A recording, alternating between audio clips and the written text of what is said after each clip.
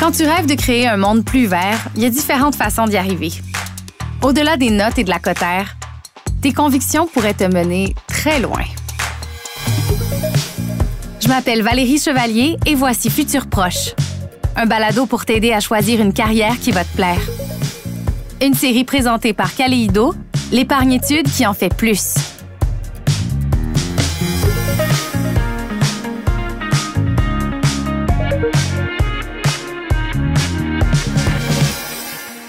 Bonjour, je m'appelle William James Fodorty. Je suis un élève du Collégial international Sainte-Anne en sciences de la santé et j'ai 19 ans. Salut William! Salut Valérie! Donc, où est-ce que je te rejoins aujourd'hui? J'habite à Candiac. À Candiac, super. Et tu as 19 ans. Où est-ce que tu en es dans ton parcours scolaire? Moi, je viens de compléter un DEC en sciences de la santé et je m'en vais en ingénierie. Dans le but de faire quoi? Dans le but d'essentiellement travailler sur les technologies du futur puis essayer d'avancer la société. Qu'est-ce qui est important pour toi de retrouver dans un travail? Pour moi, c'est vraiment important dans le travail de pouvoir avoir un sentiment d'accomplissement, un sentiment d'impact, un sentiment de meaning. Je suis désolé de l'anglicisme, là, mais de meaning. Autant plus de pouvoir interagir avec les gens. Donc, c'est important pour toi de ressentir que ton travail a un effet, a des répercussions sur les autres. Définitivement. Puis, travailler avec les gens, pour toi, c'est important de travailler en équipe ou d'être en contact avec les gens? Autant les deux, mais j'aime bien travailler en équipe. C'est plaisant pour moi de pouvoir, en équipe, répartir les tâches puis voir qui a peut-être certains talents qui pourraient être mieux exploités d'une certaine manière puis comment est-ce qu'on peut arriver à un but commun ensemble. Je pense que ma rencontre avec Julien Paquette, qui est ingénieur en véhicules électriques chez Lyon, va t'intéresser. Est-ce que tu as une question pour lui? Ma question, ça serait quel est le plus gros défi qui nous attend un peu du côté éthique et économique pour être plus vert? C'est une très bonne question. Je suis certaine qu'il y aura une réponse pour toi. Merci beaucoup, William. Merci beaucoup, Valérie.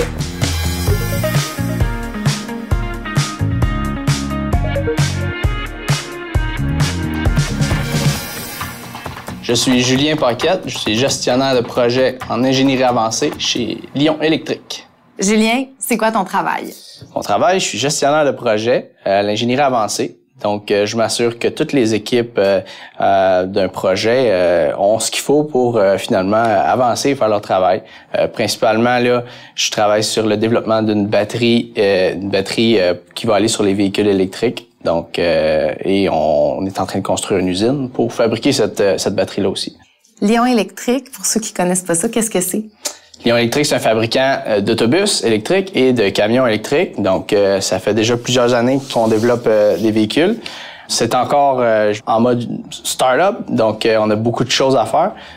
Lyon veut être parmi les compagnies importantes qui ont une plus grosse part de marché des véhicules électriques lourds. Toi, ça fait combien de temps que tu travailles ici? Ça va faire près de 3 ans. Est-ce que ton travail a évolué à travers ces années-là? Assurément. Et, Lyon Électrique a évolué beaucoup. Donc, on n'a pas le choix de suivre cette cadence-là. Mon poste en tant que tel a évolué autant que nos responsabilités. Fait que oui, on grandit. Il faut grandir si on travaille pour Lyon, là, c'est certain. C'est quoi les défis auxquels on est exposé quand on travaille pour une start-up? C'est sûr qu'une compagnie qui est en démarrage comme ça, il n'y a pas nécessairement des rôles et responsabilités clairs. Donc, il faut avoir de l'initiative de notre côté, puis bien cerner là, nos sphères de compétences, puis travailler là-dedans. Là. OK, allons-y. Donc, on va passer au travers les bureaux de l'ingénierie. Il y a beaucoup de monde, hein? Oui, non, il y a beaucoup d'ingénieurs. C'est une grosse partie qui se fait à l'ordinateur. Donc, avant de se rendre au modèle physique, évidemment... Il faut faire des plans. On fait des plans, évidemment.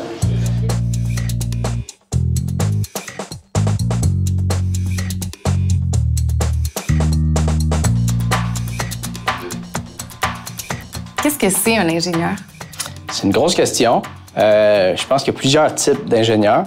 On peut être un ingénieur qui est vraiment un expert dans son domaine. Donc, il peut y avoir des ingénieurs d'éléments finis, des ingénieurs de thermodynamique qui vont aller vraiment creux dans des problématiques, qui vont trouver des solutions à ces problèmes-là.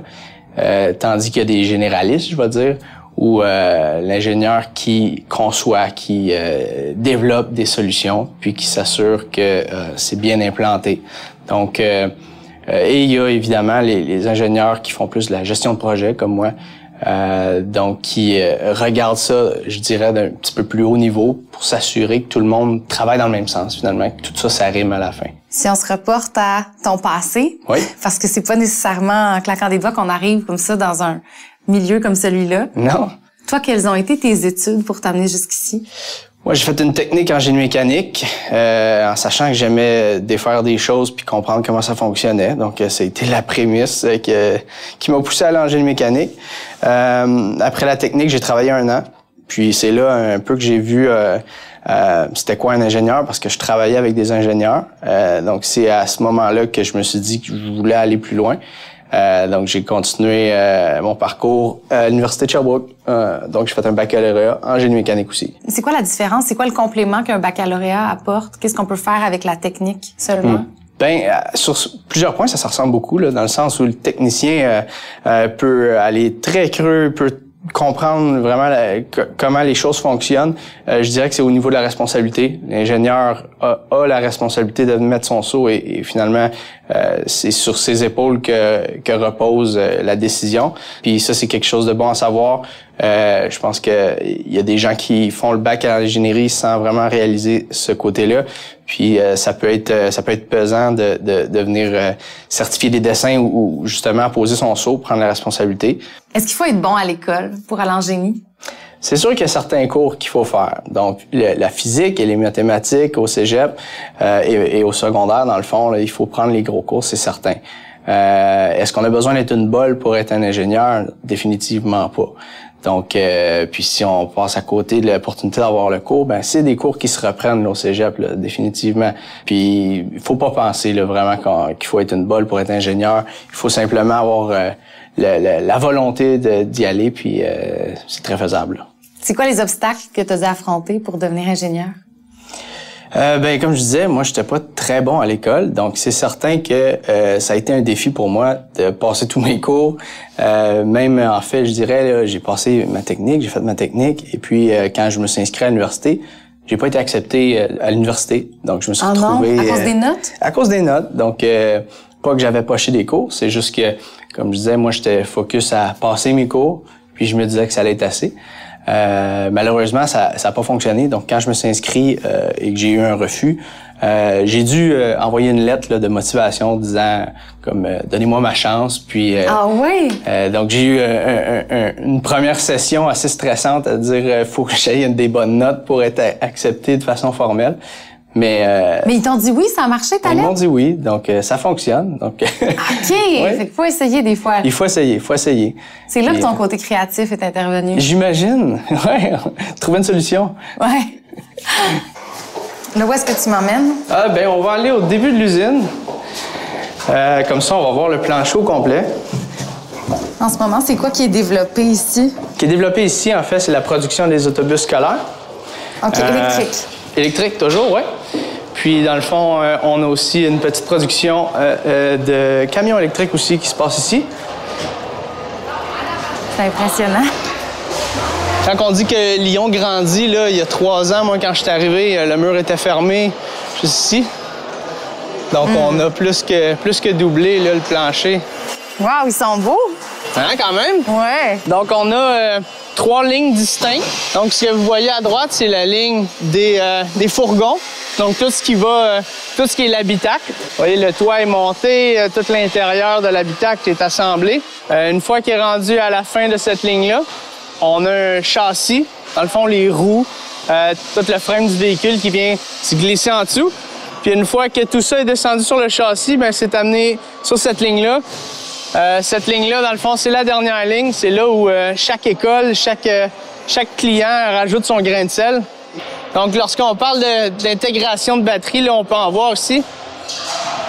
On peut voir aussi que la forme de la batterie est pas idéale pour nos types de véhicules. Ça, c'est parce qu'on achète des batteries tout faites d'un fournisseur. Donc, c'est un petit peu ça le projet que je mène par rapport au développement des batteries. On se fait des batteries qui vont fitter exactement avec nos besoins. Donc, qui vont faciliter l'intégration puis qui va améliorer nos coûts là aussi.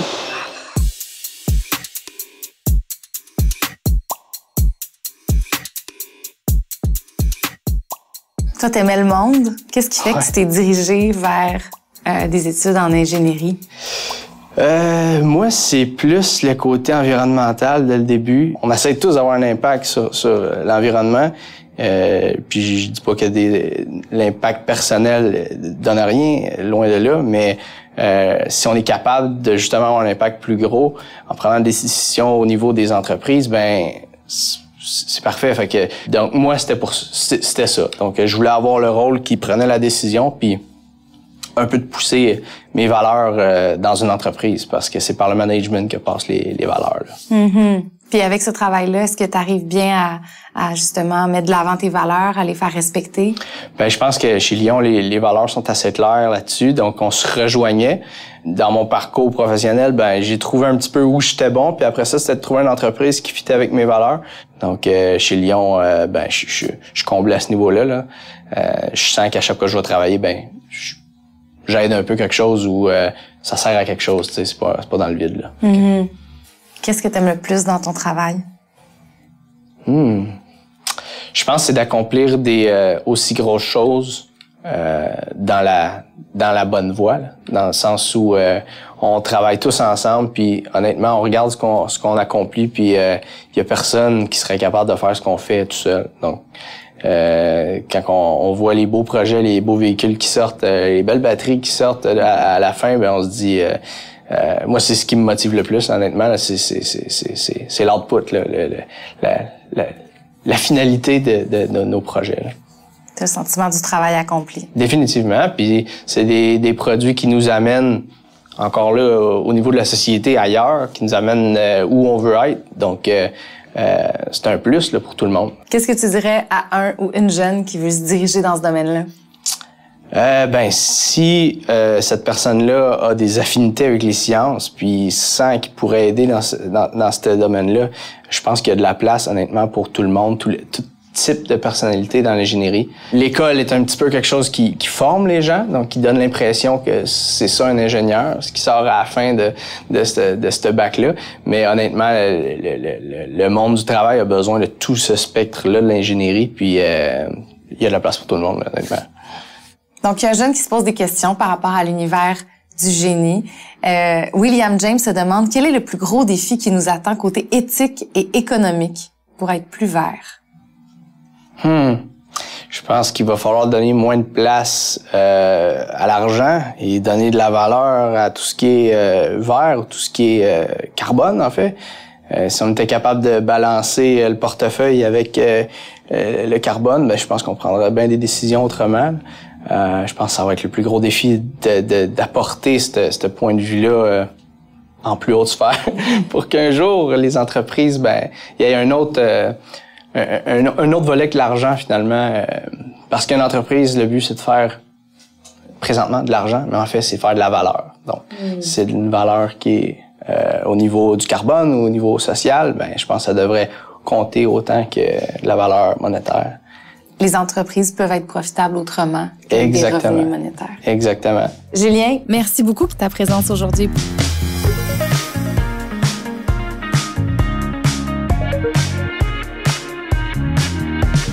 On voit ici que changer le monde, faire une différence, contribuer à une planète plus verte, c'est possible en devenant ingénieur. Je suis en compagnie de Josiane Grenier-Genet, conseillère d'orientation. Salut Josiane. Salut. Le parcours de Julien est très intéressant. Qu'est-ce que tu en as pensé? Julien est vraiment arrivé à faire une différence, à travailler en lien avec ses valeurs par rapport à l'environnement.